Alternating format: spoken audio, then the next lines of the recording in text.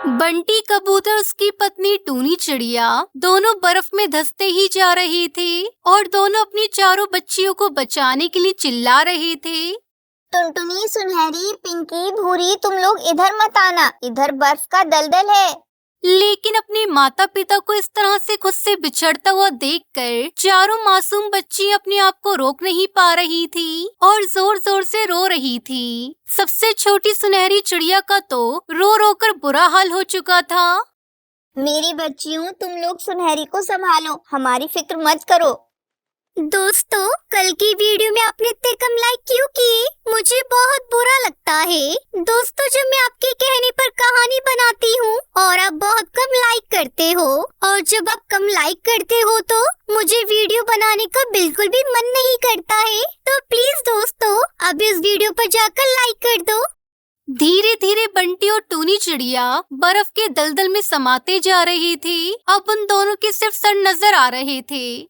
बाबा, माँ, आप लोग हमें छोड़कर मत जाओ हमें छोड़कर।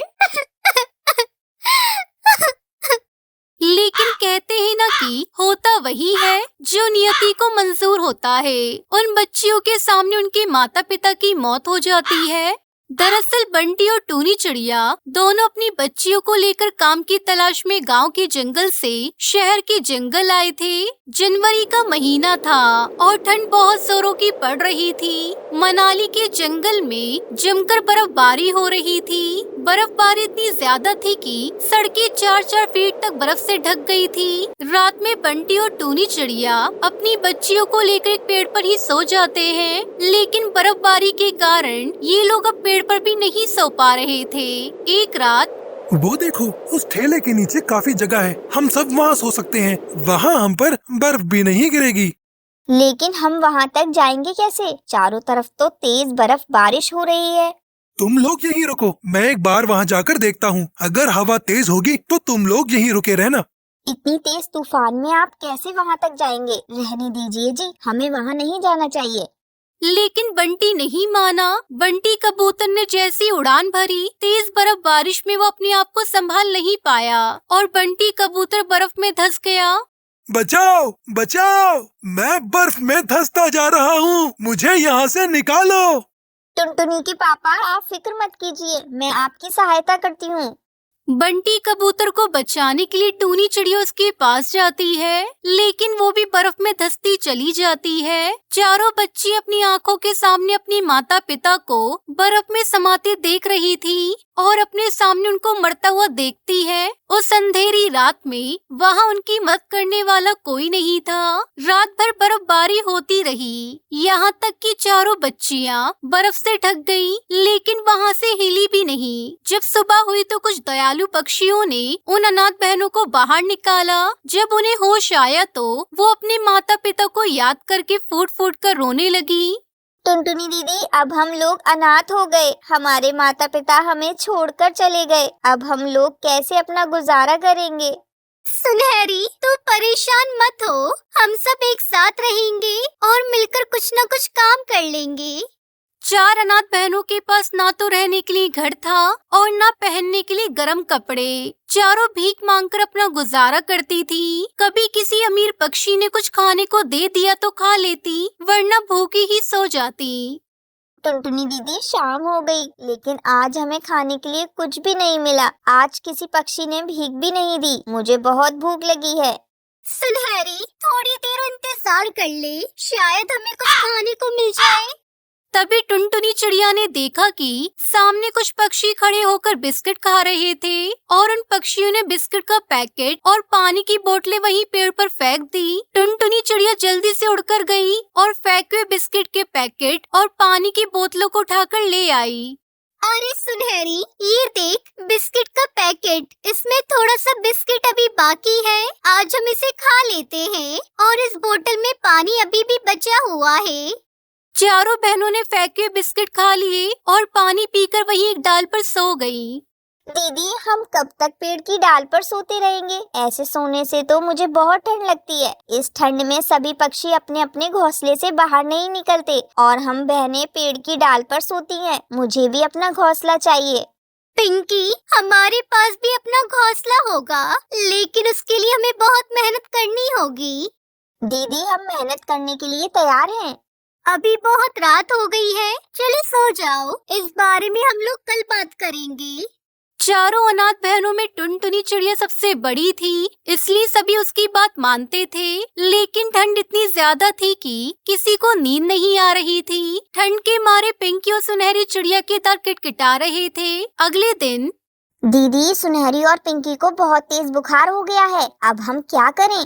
इन दोनों को यही आराम करने देते हैं। हम दोनों भीख मांगने चलते हैं। जब भीख में कुछ पैसे मिल जाएंगे तो पिंकी और सुनहरी को दवाई लाकर दे देंगे। इधर दिन निकल चुका था, लेकिन पिंकी और सुनहरी को अभी तक पेड़ पे सोता हुआ देखकर एक दुष्चील उन्हें डंडे से मारने लगा। क्यों? ये सोने की जगह है, जाओ भागो यहाँ से, नहीं तो डंडे से खूब पिटाई करूँगा। चील भाई, हम दोनों अनाथ बहने हैं, हमारा कोई घोंसला नहीं है और हम दोनों को बहुत तेज बुखार भी है। आप हमें यहाँ से मत भगाइए। जानी, अच्छा तो पेड़ों को बाप का घोंसला समझ रखा है क्या तुम लोगों ने? आज पेड़ पर सो रहे हो, कल को यहाँ पर अपना कब्जा जमा लोगे। नहीं नहीं, तुम लोगों को यहाँ 1 मिनट भी रुकने नहीं दूंगा, चलो। इतना कहकर उस दुष्चील ने पिंकी को एक जोर का डंडा मारा। पिंकी की चीख निकल गई। उसकी चीख सुनकर टुनटुनी चिड़िया और भूरी चिड़िया भी वहाँ उड़कर आ गई। उन चारों को देखकर दुष्चील ने कहा, अच्छा तो तुम लोगों ने अपना गैंग बना रखा है, अभी बताता हूँ तुम लोगों को। चील भाई, बस आज छोड़ दो, हम कल ये पेड़ खाली कर देंगे। मेरी बहनों को बुखार है, इसलिए आज हमें यहाँ रहने दीजिए। अच्छा ठीक है, आज छोड़ रहा हूँ, कल तुम लोग यहाँ दिखने नहीं चाहिए, समझे? इतना कहकर वो जालिम चील वहाँ से चला गया। टुनटुनी दीदी, हम कब तक इस तरह गरीबी में दिन गुजारते रहेंगे और पेड़ पर सोते रहेंगे? पेड़ पर सोने के कारण हमें तेज बुखार हो गया दीदी। अच्छा, तुम लोग चिंता मत करो, मैं कुछ सोचती हूँ। तभी टुनटुनी चिड़िया को कुछ सूखी लकड़ियाँ दिखाई देती है और वो अपनी बहनों से कहती है, सुनो, तुम सब सूखी लकड़ियों को इकट्ठा करो, हम उन्हीं से अपना घर बनाएंगे। फिर सभी चिड़िया बहनें सूखी लकड़ियों को इकट्ठा करती है और टुनटुनी चिड़िया लकड़ी का घर बनाती है। इस तरह सभी अनाथ बहनें खुशी खुशी अपने बनाए हुए लकड़ी के घर में रहने लगती है।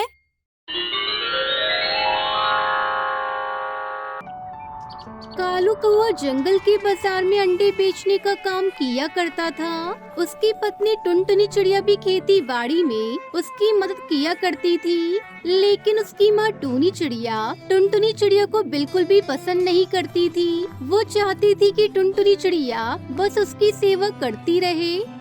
पता नहीं ये आजकल की बहुओं को क्या हो गया है, जो घर से बाहर काम करने के लिए जाती हैं। अरे कहते हैं कि घर से बाहर अगर बहुएं काम करें तो इससे अपशगुन होता है। अरे माँ, टुनटुनी खेती बाड़ी में मेरी मदद करती है तो उससे अंडे और अच्छे से उगते हैं, कमाई में 2 गुना मुनाफा हो जाता है। पर वह देखने से पहले एक बाप अपने बच्चों के लिए अपना सारा जीवन कुर्बान कर देता है और सब कुछ जानते हुए भी उफ तक नहीं करता, तो उस बाप के लिए एक लाइक और एक फॉलो तो कर ही सकते हो। साथ ही अपने बेचारे बाप के लिए कमेंट में यह वाला इमोजी जरूर से। वहीं टुनटुनी चिड़िया इन सब बातों पर बिल्कुल भी यकीन नहीं करती थी। वो तो माँ दुर्गा की भक्त थी। वो पूरा मन लगाकर माँ दुर्गा की पूजा किया करती थी। हे माँ, इस साल भी हमारे खेतों में अंडे की अच्छी फसल उग जाए, बस मुझे और कुछ नहीं चाहिए।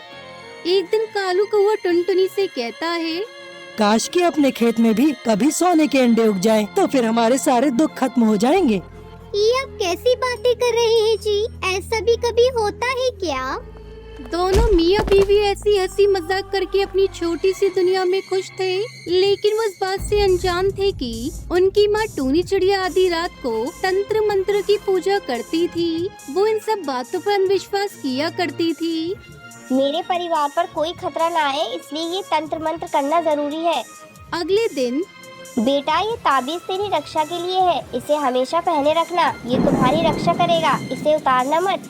लेकिन उसी दिन उसके साथ एक दुर्घटना घट जाती है। खेती बाड़ी करते समय उसके पैरों में एक सांप काट लेता है। टुनटुनी बचाओ, टुनटुनी बचाओ। कालू की आवाज सुनकर टुनटुनी उड़ती हुई उसके पास आती है, लेकिन तब तक बहुत देर हो चुकी थी और कालू हमेशा के लिए गहरी नींद में सो चुका था। टुनटुनी चिड़िया फूट फूट कर रोने लगती है। कालू कोई के मरते ही टूनी चिड़िया टुनटुनी चिड़िया के ऊपर अत्याचार शुरू कर देती है।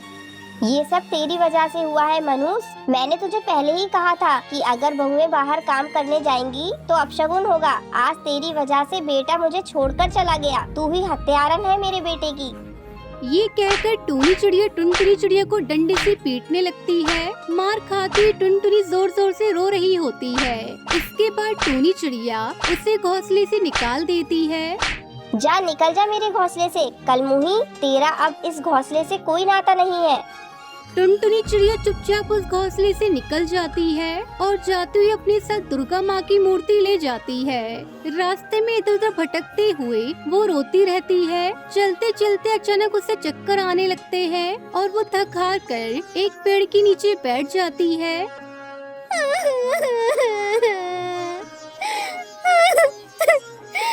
पता नहीं क्यों पल भर में ही तूने मेरी सारी दुनिया बदल दी भगवान। एक झटके में ही मेरा सब कुछ चला गया। ये सोच सोच कर वो रो रही होती है कि अरे ये क्या हो रहा है मेरे साथ। तबीयत भी कुछ ठीक नहीं लग रही। इतना कहते ही टुनटुनी चिड़िया बेहोश हो जाती है और वहीं गिर जाती है। फिर जब उसकी आँख खुलती है तो वो देखती है कि वो एक बूढ़ी चील के घोंसले में है। अरे ये क्या, ये मैं कहाँ आ गई?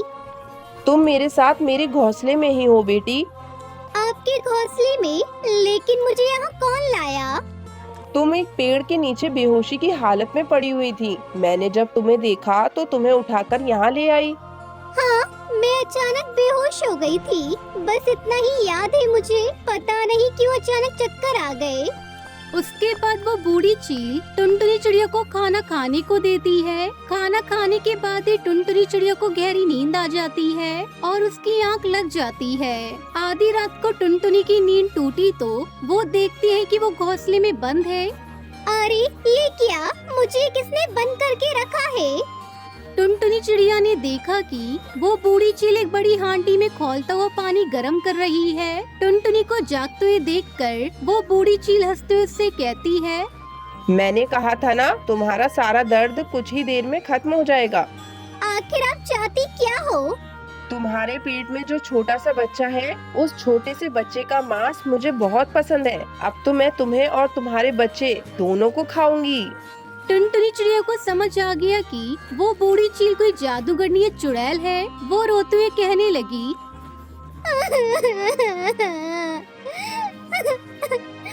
नहीं, मुझे छोड़ दीजिए। मेरे इस बच्चे के खातिर ही मुझे छोड़ दीजिए। छोड़ना ही होता तो तुझे यहाँ लाती ही क्यों? अब मैं तुझे हांडी के अंदर उबाल कर खाऊंगी। इतना कहते ही टुनटुनी के पास दुर्गा माँ की मूर्ति थी। उसने उस मूर्ति से बूढ़ी चील के सर पर वार किया, जिससे उस बूढ़ी चील के सर पर चोट लग गई और वो जमीन पर गिर पड़ी। इतने में टुनटुनी को वहाँ से उड़ने का मौका मिल गया और उड़ते उड़ते बहुत दूर चली गई। टुनटुनी चिड़िया थक गई और एक जगह पर जाकर बैठ गई और फिर रोते हुए अपने पति को याद करने लगी। आप ठीक ही कहते थे। काश हमारे पास सचमुच के सोने के अंडे होते तो हमें इतनी सारी परेशानियों का सामना ही नहीं करना पड़ता। उसके इतना कहते ही उसके पास जो छड़ी थी उससे एक रोशनी निकली और टुनटुनी के सामने सचमुच का सोने का अंडा उसके पास में आ गया। अरे ये क्या, ये तो सचमुच के सोने का अंडा है। ओह, इसका मतलब ये छड़ी जादुई छड़ी है। अब तो मैं इससे ढेर सारे सोने के अंडे ले पाऊंगी। और साथ ही घर के आगे बने बगीचे में अंडे की खेती करने लगी और अपनी बेटी के साथ खुशी खुशी रहने लगती है।